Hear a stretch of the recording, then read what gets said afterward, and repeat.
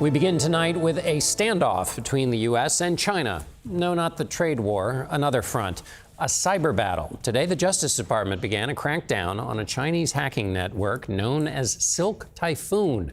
A newly unsealed indictment charges 12 Chinese nationals with a number of attacks on the U.S., including the Defense Department.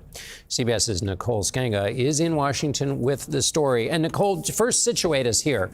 When did these attacks take place? And is this a prosecution started in the Biden Justice Department and carried over?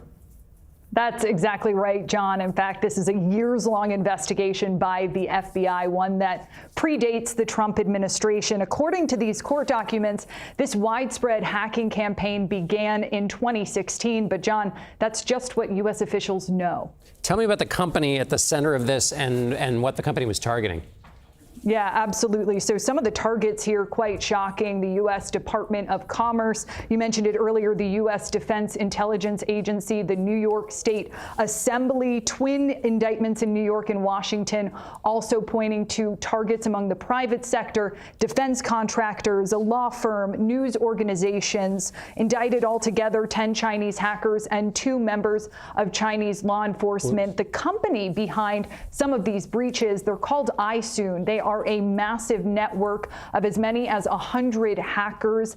Their work, again, spanning over, nearly a decade, John. And they're also a major player in what China calls its sort of hacking for hire ecosystem. Officials say that their annual revenue in 2025 is estimated at about $75 million if things keep going the way they've been going. And what kind of mischief are they trying to make here in the hacking they're doing?